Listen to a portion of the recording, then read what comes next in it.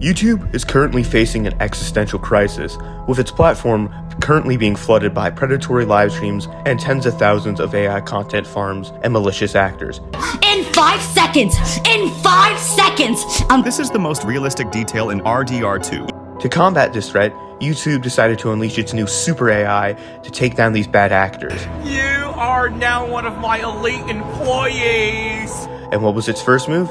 If you guys screwing over real YouTubers by hitting hundreds of channels with bogus content violations and then making them sit through a course on how to be more productive channels in the content ecosystem, pat yourself on the back. All while actively facilitating bad actors to scam kids en masse by allowing channels to e-beg for fake money and actively giving wannabe content farms the tools to flood the platform with AI slot videos, all while claiming to be against mass repetitive content. So today I kind of wanted to categorize all the ways it's screwing over its viewers and its creators and all the overall stupid shit it's been doing recently and how they've utterly dropped the ball on moderation and how they seemingly only want to go after minor rule violations like they have to meet a monthly quota, pat themselves on the back, stroke their dick, eat their chocolate medal. But anyway, let's just get into how YouTube is pretty quickly turning into the sewers of the modern internet. Remember, no Russian. Over the last couple months, multiple channels have come forward with stories about how YouTube's AI moderation has been falsely flagging their videos for either NSFW-related content or demonetizing their channels for inauthentic content.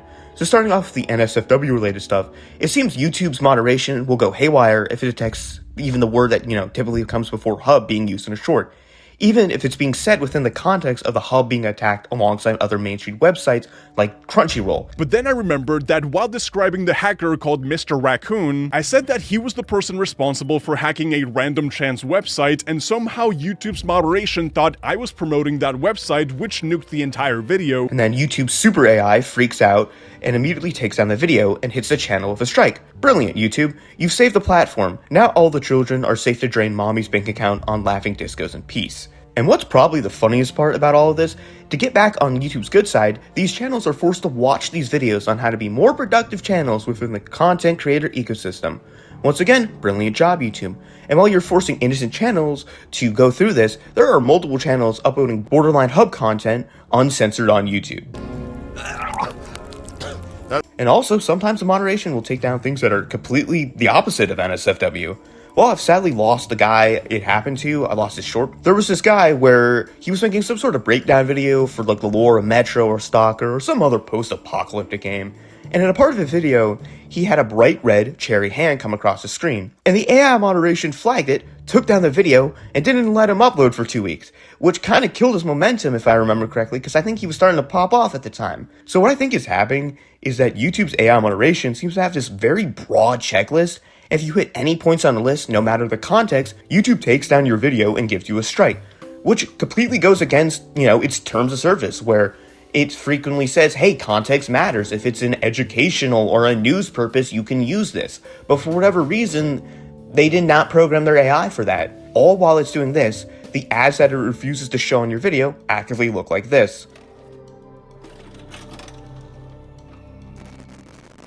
My stepsister trick-fed me a cat poop bar because I was fat and ugly. She swore it would make me skinny. I begged my pack members for help, but they dumped me into a toilet sewer gutter. Once again, brilliant move, YouTube.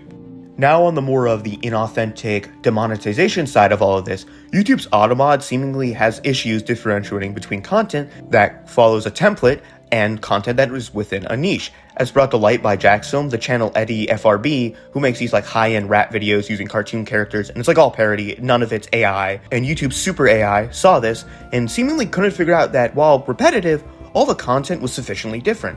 It could have thought that maybe Eddie's channel reworking his content into shorts was template content, but that's just simply marketing for the video. It's no different than a community post, or hell, the thumbnail and title. It's supposed to make people want to watch the long-form content. I know I've personally found channels through this, and I know YouTube actually, its little AI recommendation thing in Studio tells you to do this. So I have no idea why YouTube would include this on its checklist for its super AI to be on the lookout for. Especially for YouTube to turn around and then show you a specular brand short about some bullshit with no commentary. Bro is a D1 content farm, and I'm making a whole video about him soon.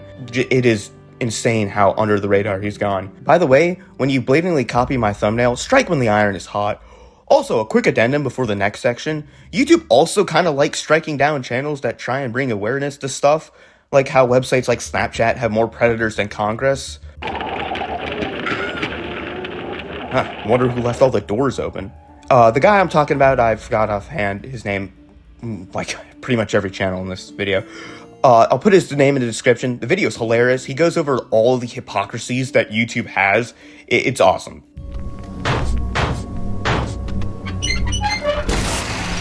I also wanted to briefly go over all the technical issues plaguing YouTube as well, because while it's not as detrimental to the, creators, it's still contributing to the inshiftification of the platform. So firstly, the Shorts algorithm just sucks. You rarely see content from channels you're actually subscribed to, and it seems you only really ever get videos by yap creators yapping on about whatever modern topics they're covering, even though they don't actually ever really give an opinion, completely snuffing out any actual creators. And the worst part is, I've seen this one short by Malplez 4 times within the last 2 days, and it's not a good video. It's boring as hell, he gives no commentary, and yet YouTube continues to show it to me like it's the damn pinnacle of entertainment. While I've got tons of other channels that never get the spotlight, and I actually want to see, this clown who I've pressed do not recommend multiple times is still on my feed. It's miserable, and the worst part is, his dog shit channel doesn't stay on Shorts. His ass is on my home screen with his smug ass smile. Anyway, enough of me ranting about the Malplays Leggett. YouTube has also recently changed how ads work on the platform, with it changing how many ads you get depending on the platform, where it now gives you 8 ads on the TV and 2 on mobile. Now, I really don't have a problem with this, like on the 2 ads on mobile. The 8 ads is absurd. I'm okay with this. If it allows for channels to have a more steady paycheck, then I'm down. But what I'm not down for is how they've added a feature that after every ad, a blur pops up in the bottom right or bottom left corner with a direct link to the advertiser's website. And it's like, bro, nobody's gonna buy a Ford F-150 off a video of a guy getting turned over ancient aliens. Can only be called F-150. This simple DC machine ran off multiple car batteries tied in electrical parallel. Oh, and of course you have that ad that pops up whenever you pause a video on mobile, which I don't fully understand why advertisers want to pay for that. If it actively annoys the viewer, why would you want to be associated with that? I just don't get it. Also, a quick lightning round to end this section off. For some reason, the YouTube app was taking up 32 gigabytes of data on my phone. Granted, this one probably could be attributed to Apple because Apple's cache history is really weird. Second, YouTube seemingly has developed schizophrenia because it's asking me opinions on videos I have never watched. And third, the YouTube Shorts feed is insistent on showing me Shorts live streams, but it frequently will try and show live streams that give me an error message saying that it's reached its limit on amount of viewers that's allowed to be shown, because if a channel has like less than 1,000 viewers, it can only be shown to so many people or some shit. Now, this really wouldn't be a big problem if it happens sparsely, but this shit happens damn near daily.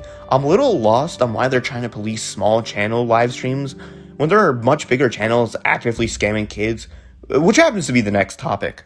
Look at it! I'm scared! Okay, you know what?